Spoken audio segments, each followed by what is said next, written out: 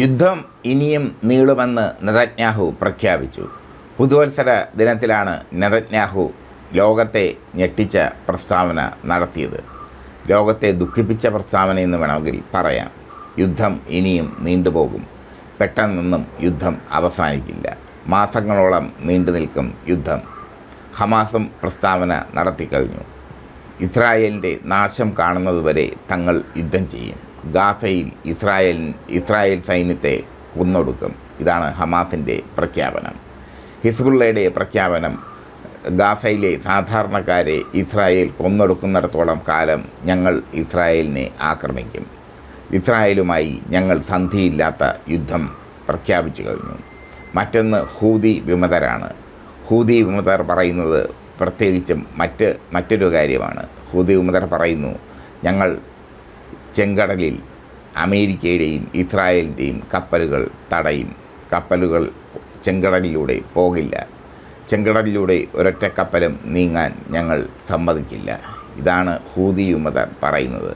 ഇങ്ങനെ മൂന്ന് സൈഡിൽ നിന്ന് ഇസ്രായേലിനും അമേരിക്കയ്ക്കുമെതിരെ വെല്ലുവിളി ഉയർത്തുകയാണ് സൈനിക കേന്ദ്രങ്ങൾ, ഇസ്ലാം സൈനിക കേന്ദ്രങ്ങൾ. ഹമാസും ഹൂതി വിമതരും ഹിസ്ബുള്ളയും ഒക്കെ ശക്തമായ വെല്ലുവിളിയാണ് ഉയർത്തുന്നത്. ഇസ്രായേലാകട്ടെ യുദ്ധം ഇപ്പോഴൊന്നും തീരില്ല എന്ന് പ്രഖ്യാപിച്ചു കഴിഞ്ഞു. ചെങ്കടലിൽ ഹൂതി വിമതരും അമേരിക്കയും നേരിട്ടുള്ള ഏറ്റുമുട്ടൽ നടത്തി. അമേരിക്കൻ പടക്കപ്പലിനെ വകവയ്ക്കാതെ ചരക്കുമായി പോയ ഇസ്രായേൽ കപ്പലിന് നേരെ ഹൂതികൾ ആക്രമണം നടത്തി. കപ്പൽ കത്തിയമരുന്നതിൻ്റെ ദൃശ്യങ്ങൾ അവർ പങ്കുവച്ചു. അതിന് പ്രതികാരമായി അമേരിക്ക 3 ഹൂതി ബോട്ടുകൾ മുക്കിക്കളഞ്ഞു.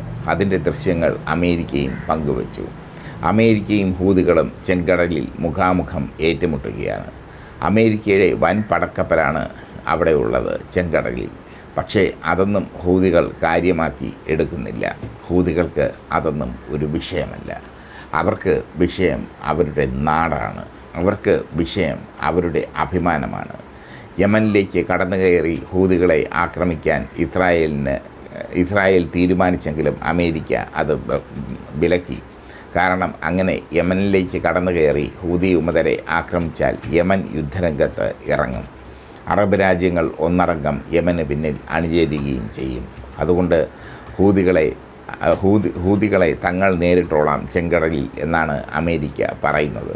പക്ഷേ അമേരിക്കയുടെ കൺമുമ്പിൽ വെച്ചാണ് ചരക്ക് കപ്പൽ, ഇസ്രായേലിൻ്റെ ചരക്ക് കപ്പൽ ഹൂതികൾ ആക്രമിച്ചത്, കത്തിച്ച് ചാമ്പലാക്കി കളഞ്ഞത്. അതിന് തിരിച്ചടിയായി ഹൂതികളുടെ 3 ബോട്ടുകൾ അമേരിക് കൂട്ടത്തോടെ മുക്കിക്കളഞ്ഞു. 10 ഹൂതി പോരാളികൾ മരണമടഞ്ഞു എന്നാണ് കണക്ക്. ഹൂതി വിമതർ 10 പേര് മരണമടഞ്ഞു എന്നാണ് കണക്ക് എന്നാണ് അമേരിക്ക അവകാശപ്പെടുന്നത്. ഹൂതികൾ മരണസംഖ്യ സ്ഥിരീകരിച്ചിട്ടില്ല. പക്ഷേ തങ്ങളുടെ കപ്പലുകൾ, തങ്ങളുടെ ബോട്ടുകൾ മുക്കിയ അമേരിക്കയ്ക്ക് ശക്തമായ തിരിച്ചടി കൊടുക്കുമെന്ന് ഹൂതികൾ പറഞ്ഞു കഴിഞ്ഞു. ചുരുക്കത്തിൽ ഇനി നടക്കാൻ പോകുന്നത് മഹായുദ്ധമാണ് എന്നതിൻ്റെ തെളിവുകൾ ലഭിക്കുന്നു.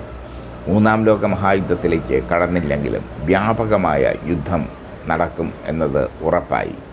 ഹിസ്ബുള്ളയും ഹമാസും ഹൂതികളും ഇസ്ലാമിക് റെസിസ്റ്റൻസും ഇസ്ലാമിക് ജിഹാദും ഒക്കെ ഹമാസും ഒക്കെ ഒറ്റക്കെട്ടായി നിൽക്കുന്നു ഇസ്രായേലിനെതിരെ, അമേരിക്കയ്ക്കെതിരെ. ഹൂതികൾ ചെങ്കടലിൽ വിളയാടുന്നു തങ്ങളുടെ ശക്തി ഉപയോഗിച്ച്. എന്തായാലും ഹൂതി വിമതരും ഹിസ്ബുള്ളയും ഒറ്റക്കെട്ടായി, ഹമാസും ഇസ്ലാമിക് ജിഹാദും ഇസ്ലാമിക് റെസിസ്റ്റൻസും ഒക്കെ ഒറ്റക്കെട്ടാകുമ്പോൾ അവരൊരു വലിയ ശക്തിയായി മാറുകയാണ്.